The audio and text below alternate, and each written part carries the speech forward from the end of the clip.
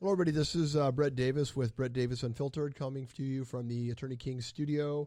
We are an iPod. This is our first interview with Senator Ben Hueso on the current times of what's going on. We're with IQ Podcast, and also I'd like to thank Indian Motorcycle of San Diego for the sponsorship and everything that they do. And again, Attorney King, which the studio is named after. Thank you, Attorney King, for what you do. So I also have with me Crystal Balk, who's also our public relations and our media consultant. I also have Sarah Morga, who's also the vice president. Actually, you're not vice president. You're the president, aren't you? Sorry about that. I'm good. And I also have a financial expert here who's also a CPA and very good with what's going on in the country with finances and numbers and stuff. And she's, like I said, a CPA. What's your name? Krista Gilb. Krista Gilb. So I have a variety of people here today. So we're going to ask you basic questions because what's going on? I mean, I would think you're probably not getting a lot of sleep or rest right now. It's a very extremely hard time. We're fielding a lot of calls from our constituents, and none of them are good stories. All of them reflect an atmosphere in which people are struggling to get by. They're struggling to make ends meet. It's a very difficult time. People are suffering right now, and it's a hard time to have to deal with an incident like this. So we're working very hard in our office. We have staff that are getting back to constituents, informing them about what's going on.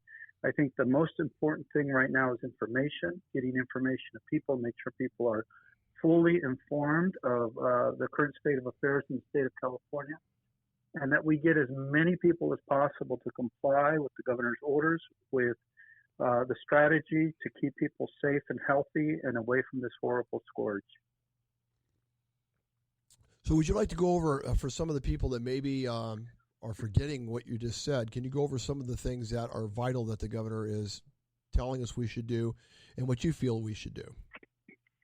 First of all, people need to understand that a lot of these actions are being taken without a lot of previous preparation, because I think we have been caught off guard here in terms of how to proceed with this event. This has never happened before, so we've never really had a strategy at the state level to prepare for a situation like this. But everybody is working around the clock every single day to ensure that as we take steps that the state is prepared. So the first priority is to make sure that we can stop the spread of this virus. That's the first thing. And right now the state of California is taking measures to prepare for a very large infection amount.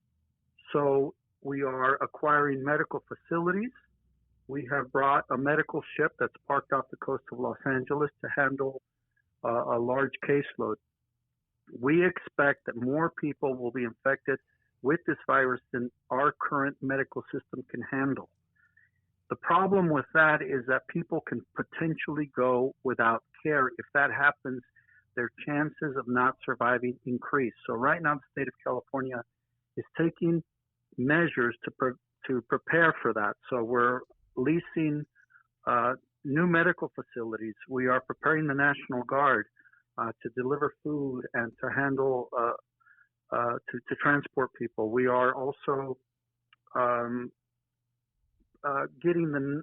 purchasing the required equipment, breathing apparatus, all the equipment that we need. There is a national shortage of testing equipment. I've been working within my office to see if we can admit tests that are effective, they're approved in Europe but not approved in the U.S., to increase our supply in our state and our country to make sure that we can test people adequately. We're seeing how we can do that if possible, within working with our FDA to expedite the approval of these testing kits. The more that we have, the more that we can test people, find out where this virus is moving, how it got to our state, how it can advance. We need to cut it off. So we're working very hard to prevent that, the spread of this virus. So right now, our first priority in the state of California is to get the infrastructure in place. People are working around the clock. Our Office of Emergency Management Services has been working around the clock to ensure that we can do that. We're getting a lot of questions about, jobs and paychecks. We're working on that. Legislature, we're working very hard to get. We don't want to discourage people not to call our offices and express their concerns. We want to encourage that. We want to hear from Californians what is important to you, how is this affecting you, so we can make sure that we lessen the impacts on Californians' lives as we unroll this. But right now, people need to understand our first priority is to prevent the spread of this virus, and number two, to make sure that we're prepared for a very large number of people to enter the healthcare system. Well, the governor's doing a phenomenal job, and you both are very have been very accessible to the press and to the people, and it's very clear of everything that's being stated. Everybody listen to what the governor is saying and Senator Hueso, because we need to get rid of this virus. We need to get rid of it quick, and I'm glad that, if we had to go through anything like this, I feel that we're blessed to have you in the South Bay as our leader. I know. Well, we're very, in good very hands. blessed. We're very blessed to have this governor. We're very blessed to have all the people in our healthcare system that have made a commitment to be there for the people of California when they need them. We really need to celebrate the volunteers. They're going out there and delivering meals that are currently part of the solution. Anyone that's part of the solution, we praise. But we also want to send a message to the people out there. Please help us. Please comply with the order. Please stay home. Limit your contact with other people just for a short amount of time. If we all complied, if we all did everything that we could to limit our contact and comply with this, we feel we can get this under control. But we still see people that are not complying with the order, that are not providing essential services, and are out there working and out there going into the community. I mean, this only puts their lives and the lives of other people at risk, and it risks also us overwhelming our healthcare system and making it so that we can't provide health services to all the people that will be affected. We are currently looking at some very staggering numbers. This could affect 60% of all Californians. If that happened, literally there will be no way to provide treatment. And a friend of mine, Councilmember Steve Padilla, is currently a very healthy person, is currently fighting for his life in the hospital. Without a respirator, I don't think he would make it. And that's the concern. There aren't enough respirators. There aren't enough beds. There aren't enough healthcare providers to do this. So everyone can really help us by respecting the order, staying home. The people that need to be engaged, you know who you are. If you're providing a service to help combat the spread of this virus, we need you. But if not, please stay home. It's essential that you do so. We all need to work together to really help save lives. I'd hate to think that if I went out there in the spirit of helping people and it did the opposite, it helped make people sick and maybe cost somebody's lives, that life would be on my conscience. And that's what we're dealing with. We need everyone to respect this, stay home. We're working very hard to bring relief. We are working very hard to expedite the processing of unemployment requests. We are working very hard to find a way to deliver services in our government through an online, through a virtual programs. Of course, some of them aren't in place. We have to improve others. But in the meantime, we need everybody's cooperation to stay at home. I think there's a question for you. Did you have a question? Well, I was just wondering what stats you had, but you did provide the potential of 60%. But I don't do we have any Your voice sounds muffled. I can't hear the question. If you could rephrase that question, Brett, because I can understand your voice. For some reason over the call, it wasn't clear. Try it again. Okay, sorry. Can you? Is that better? Is that better? Yes. Okay. I mean, I know you gave out a stat of 60% potential being infected, but I mean, is that the only statistics that you have, or do you have any other types of statistics that are? It's not coming in clear. The question is not coming in clear. I'm very sorry. She wanted to. She had asked. She said, other than the potential of 60% of the population in California being affected, do you have any other stats that you can share with us? And unfortunately, these are some projections that were made were made by people that are. It's not a reliable number. So I don't want to say that this is going to happen. It can happen if people do not take precautionary measures. That's something that came out of our governor's office. But when we asked upon what modeling is that based, and we don't have specifics on how that number was derived.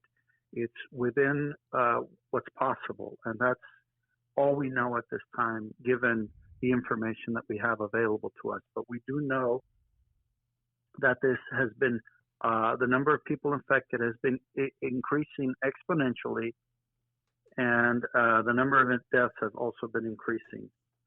When we start seeing a decline in those numbers, that's when we know our strategy is working, and that's when we will know that our containment is working. But right now, as we speak, those numbers continue to rise, which means that people are continuing to expose themselves, and without them following this governor's order, we're not going to be able to successfully combat this. Any ideas when some of the first assistance financially will be distributed to Californians?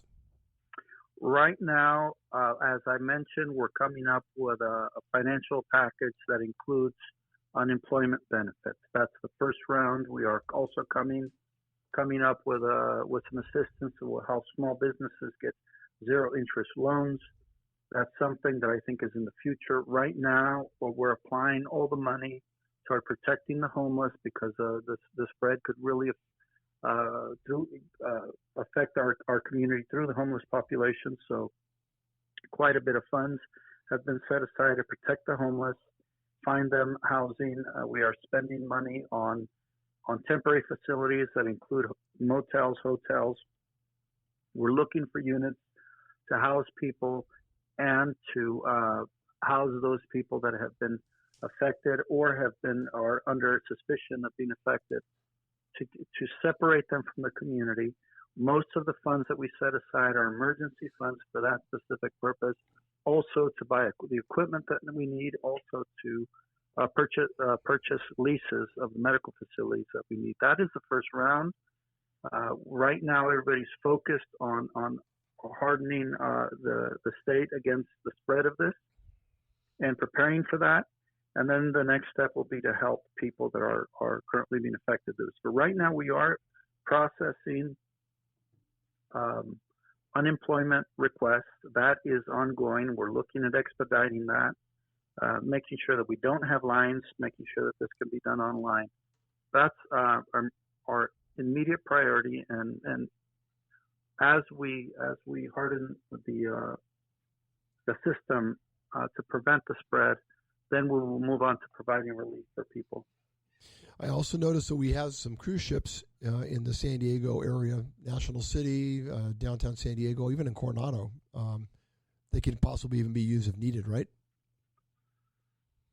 And I know that we're looking at all possibilities. We're looking at possibilities that make sense, that will help quarantine people effectively.